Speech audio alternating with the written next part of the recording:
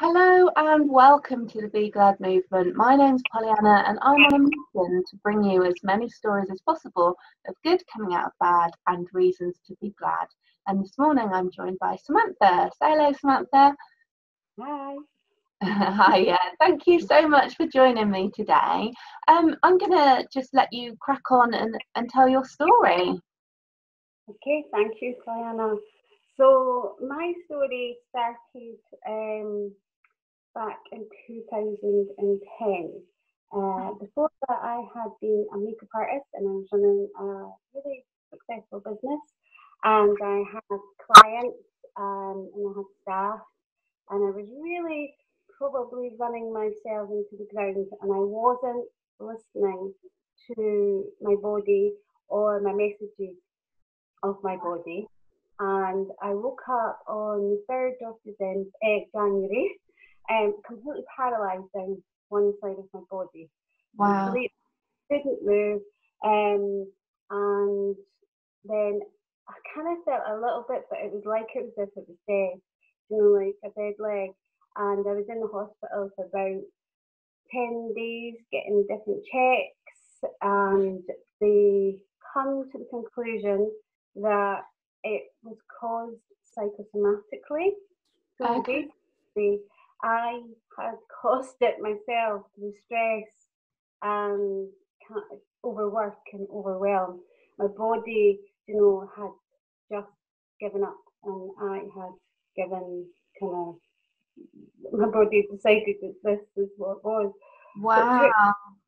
It was quite hard at the time, because my business was quite young. It was only like 2-3 years old at that time, but it was at the busiest it's been. I did specialise in wedding hair and makeup and makeovers, and I travelled all over, as I say. But I kind of knew I was pushing myself, like working on Christmas Eve, and I had 2 young children at the time, Wow. 3 and 6. So, I kind of probably knew, but I just dismissed it like a lot of us do. But my body basically told me that you're doing too much. So anyway, because they told me it was psychosomatic, I went kind of straight back into work. And the strange thing was, as soon as I got it cleared, it was 4 months later, they told me all of this. I then broke my pinky straight after it, and so long story short, I thought, right, okay, my body's trying to tell me something. And luckily I was financially okay. My husband was financially okay. So I thought, right, okay, I still worked because I still had clients all the way up. So, but a year later, I took time off. So that was by the time, kind of year and a half, 2012. But within a year, to 2013 to 2014, I developed depression, and the doctor just had been looking to see if I had fibromyalgia because I was still having all these pains. Even though I'd stopped working, whatever it was in my body was still kind of like resonant. It was still doing it. I was still getting the nerve pain, and every now and again I would have complete paralysation down one side, but it was only temporary, so it wasn't like a stroke. So not that makes it any less worrying or anything, but Scary. I know, but they weren't as concerned, and all they wanted to do was really feed me with like the kind of like nerve pain, that like to give you all gabapentin and things. So anyway, it got to a point where I thought to myself, what is it that actually causes this? And how can your brain decide to cause all this pain? And believe it or not, I read a book called The Secret. I don't know if you've heard of it. Yeah. And it was like, I don't know, it was strange reading it to see that how you created your own reality. It actually gave me power back, thinking, well, if it's my thoughts that create the things that I have got, then I've got the responsibility back. A lot of people don't get that, but for me, it gave me a sense of power back to think, if it's me that's actually creating it, then maybe I can change it. Long story short, I went all out, and I mean all out, reading all about neuroscience, all about how the mind can heal the body. I retrained in hypnotherapy because that's all to do with your subconscious and neuro-linguistic programming. And now I spend my life helping others because I used all of that to heal myself, with, first of all, getting over my self-talk and understanding that the fact that your negative thoughts can really cause a lot of pain, physical, mental, emotional. We're made up of energy. So I learned all about how our thoughts can really process and help us in a long way. So now I spend my life helping other people with anxiety, stress, physical pain, and I do one-to-ones with them, and I teach workshops all about, I call myself a happiness and empowerment coach, because I realised that the one thing that I was doing was chasing my life. It was always when I got this, when I got that. I wasn't actually present at any point, and so my mind was actually running my whole life rather than me running it, if that makes sense. Sure. Present and actually knowing what it is that I wanted, learning about my belief systems and what people, the expectations that I used to think that I had to meet, and all of these related to my physical ailment of not listening to my body because everybody else was more important than me. So now I teach that happiness is an inside job. You may not be able to control what's outside, but you can control your thoughts. It's not easy, but you can control your thoughts with lots of different techniques, breathing techniques, mindfulness, I think called mind mediation, and also science, neuroscience is just really caught up with all the research of the kind of things that we already know to do, feel more gratitude, enjoy the moment, spend more time on yourself, a little bit of self-love, and that's what I needed to do, is really peel back and heal myself, because I wasn't actually aiming to do this as a job, but when I knew that this is how much it's completely changed my life, to the point of my relationships with my children, my relationships with my husband, just the appreciation I have for life, it's completely changed it. And I thought, I need to share this. It's something that it is now, I feel like it's my passion and my purpose, to be able to help people, to teach them the tools, but also there's people out there that I work with one-to-one that perhaps like where I was the 5 years before that, where I was in such a dark place that I couldn't actually bring myself out. It was just the fact that, and I wouldn't suggest this to everybody, that I completely engulfed myself in learning. So everything, so I learned like hypnotherapy and also energy work. So I learned Reiki and all about quantum physics, but I wouldn't say that everybody has to do that. It was just, I think it was my passion and purpose, and that's the reason why I'm doing it now, to simplify it, to help people, to be able to teach them.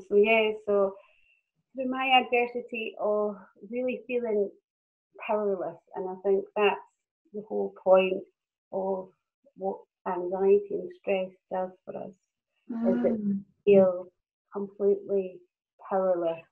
And what I do is teach people that, and through different techniques, that they can have the power within them. Definitely, 100%. Awesome. I mean, that's an amazing story, because for you it was, I mean, we hear about people having stress and overwhelm, but for it to have such a massive physical impact, just incredible that, that you should wake up and feel pretty much paralyzed down one side. So I can totally understand why you would want to then completely immerse yourself in reading up about all the different sort of techniques that you to empower your mind to then be able to combat that physical reaction. That's incredible. So I can totally see. Do you think that if you had had some mindfulness techniques up your sleeve before you started your makeup business, how do you think things would have turned out differently? 100%. This is my passion now, is to try and get into schools as well as working with teenagers and adults, but mostly to try and get into schools so that they have, because it's all about your emotions and your intelligence and emotions and managing them. So I definitely know that if I understood the signals, because your body tells you way before your thoughts you can just shove them, and especially if you're the type of person that just wants to get on, and just keep going, and that's just the way it is. And there's a lot of people that say, oh, I'm never ill, but they don't actually listen to their bodies either, like that churning in their stomach, the kind of maybe heart rate racing, the thinking about what they've got to be doing 3 months in time. And 100%, if I had learned techniques of mindfulness and I call it mind mediation techniques as well. So it is part of neuro-linguistic programming. It's all about catching your thoughts before they actually go into the spiral of automatic. The other thing is having gratitude and writing journals. Like I have an ebook that I have out, and it's called The 7 Secrets to Happiness, and it's what I really live my life by. It's only a 7-minute process that I do every single day, but the brain is all about habits, and really everything that we do, from the way that we cross our fingers, to the way we brush our teeth, to the way that we actually process stress, they're all habits.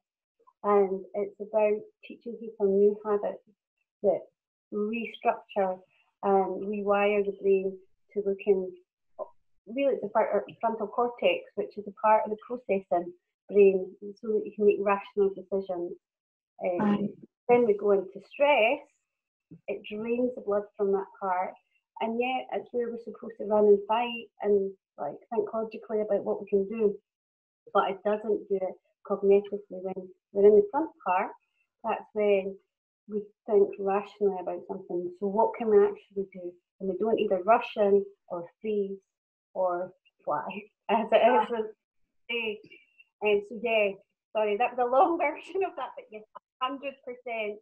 If I know that for a fact, that and I think that's probably why I'm so passionate about teaching it in workshops, but doing it one-to-one, because it's all in yourself. It's not anything that you have to really take, it's not a medicine that you have to take to sort yourself. Once you've learnt this, you've got it for life, Sure. Obviously, the people that I deal with, the older that you have more belief systems, and sometimes you have to do a lot more clearing. But if you learnt these things when you were younger, you would have it. It makes you more resilient, it makes you more compassionate, makes you more understanding. Actually, gives you a greater sense of concentration. And there's so many benefits from learning these skills. Definitely. Fantastic. Well, I'm glad that you found these skills in time, to help you, because who knows, for you it was the physical manifestation of being sort of paralysed down one side, but then I think a lot of people are worried that these stresses of pushing yourself can be the causes of cancer and all sorts of different diseases that are sort of within you, and you don't necessarily know that they're there straight away. 100%. I mean, it's the science is catching up with how much we really understand that stress causes heart disease, and we've kind of understood that it actually causes everything. Because we're unique, our stress hormones create different patterns on our DNA. So, there's a thing called epigenetics, which is all about how your genes can get switched on and switched off. And so stress, and there's more research about it, that can really affect cancer genes and other genes through that. And everybody is, as I say, unique. So, and stress is really unique because it's all about emotions, and everybody's journey is completely different. You know, everybody has a different experience. Even though they're in the house, you know that brothers and sisters, they've been brought up, but they're completely different people. You know, we kind of look at the world as one thing fits all in the kind of Western world of health. But I don't think we can ever do that, because not one person is the same. You know, like, we are all unique on that, and the best person to find that, and that's what I try and teach people, is you.